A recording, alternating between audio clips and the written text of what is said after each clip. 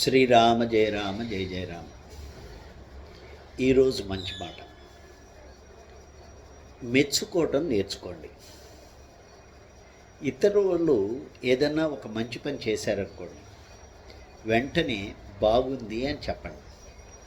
మీ ఆవిడ కూర చాలా బాగా చేసింది అనుకోండి, తిన్న తర్వాత మీ భార్యకి చెప్పండి, ఏమో కూర చాలా బాగుందో అని. అలాగే ఆవిడ కొత్త చీర కట్టుకున్నప్పుడు చీర బాగుంది అని చెప్పండి. అలాగే నీ భర్త కొత్త షర్టు వేసుకున్నాడు అనుకో, షర్టు బాగుంది అని చెప్పండి. చిన్నలకైనా పెద్దలకైనా మెప్పుకోలు మాట చాలా అవసరం. వాళ్ళకి అది చాలా బలాన్ని ఇస్తుంది.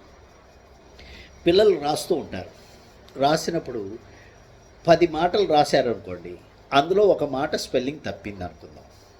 తప్పినప్పుడు సాధారణంగా మనం ఏం చేస్తామంటే, చూడు ఈ చిన్న స్పెల్లింగ్ కూడా రాదా నీకు అంటూ తప్పిన స్పెల్లింగ్ని చూపిస్తాం, కానీ రైట్ రాసిన 9 స్పెల్లింగ్ల గురించి మర్చిపోతాం.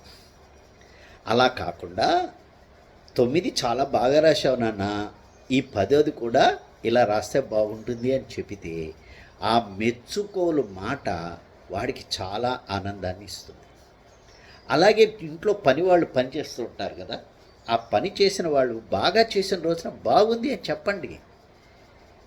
చెప్తే బాగుంది అని చెప్తే నెత్తికెక్కుతారు అని అనుకోమకండి. మన పిల్లలు కూడా ఇంకో చోట ఇంకో పని చేస్తున్నారు, వాళ్ళ బాస్ మెచ్చుకుంటే మన పిల్లలు ఆనందపట్టాలా? అలాగే మనం మెచ్చుకుంటే మన కింద పనిచేసేవాళ్ళు కూడా ఆనందపడతారు. ఆనందం వస్తేనే పని చాలా చక్కగా చేయగలుగుతారు. కాబట్టి మెచ్చుకోలు మాట అన్నది చాలా ముఖ్యము. మెచ్చుకోవడం నీకు ఎంత బాగా వస్తే అంత బాగా ఇతరుల చేత నువ్వు పని చేయించుకోగలుగుతావు. ఇతరులు నీ దగ్గర పని చేసేవాళ్ళు ఆనందం పొందాలి, అంతేగాని మన దగ్గర పని చేసేవాళ్ళు ఇది ఎక్కడ తలనొప్పి అనుకునేట్టు చేయకూడదు. డబ్బులు ఇస్తాం మనం, డబ్బులు ఇచ్చినప్పటికీ కూడా వాళ్ళకి ఆ మెప్పుకోలు మాట ఉన్నదే ఎంతో బలాన్ని ఇస్తుంది.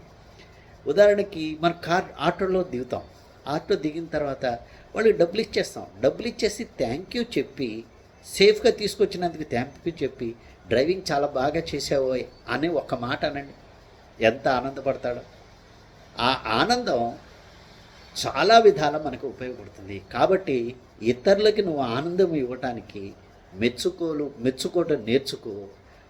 విశ్వం నిన్ను మెచ్చుకోవటం మొదలవుతుంది. శ్రీరామ జయ రామ జయ జయ రామ.